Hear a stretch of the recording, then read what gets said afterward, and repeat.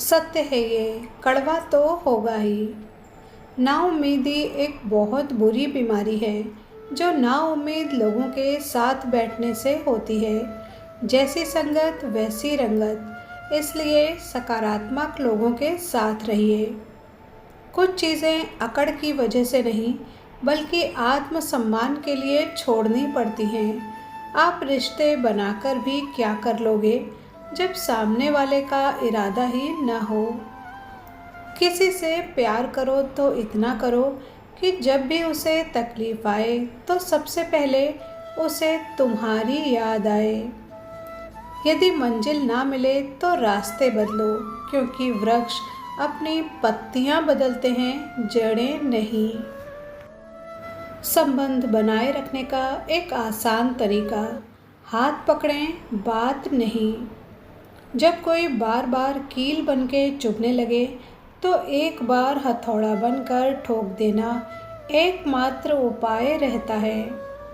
Sellotape हो या संबंध, अंत में ऐसे ना छोड़ देना कि वापस ढूंढने के लिए खरोचना पड़े।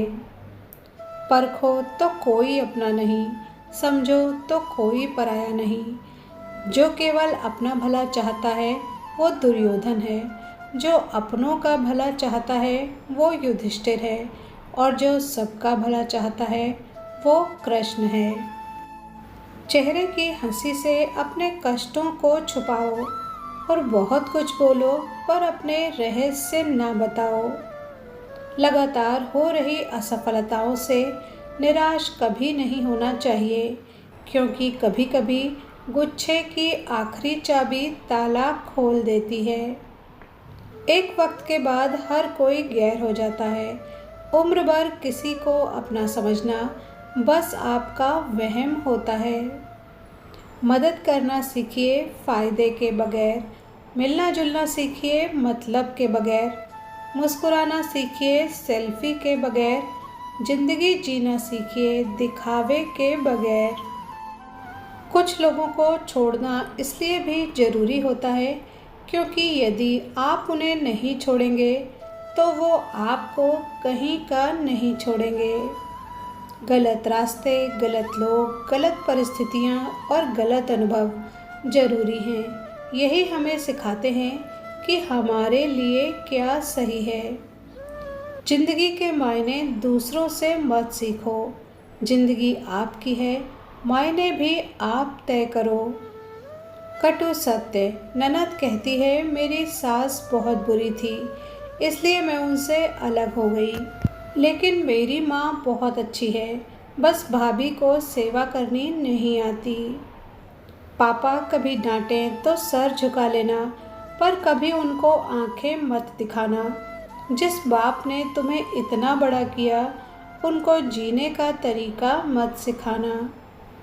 धैर्य रखें, हर अच्छी चीज़ वक्त लेती है, इसलिए इंतज़ार करते रहो, क्योंकि भगवान कभी अधूरा जवाब नहीं देते। वो लड़के जो लड़कियों से बड़ी बड़ी हाँकते हुए कहते हैं मैं तुमको कभी भूल नहीं पाऊँगा, वो दुकान जाकर ये तक भूल जाते हैं कि मम्मी ने कौन सी वाली दाल मंगाई थी। औकात से ज़्यादा अगर बिन मेहनत के मिल जाए तो आँख अंधी और आत्मा बहरी हो जाती है। कड़वी सच्चाई ये है कि मृत्यु के बाद इंसान का सारा सामान दान कर दिया जाता है, लेकिन उसका कमाया हुआ सारा धन आपस में बांट लिया जाता है।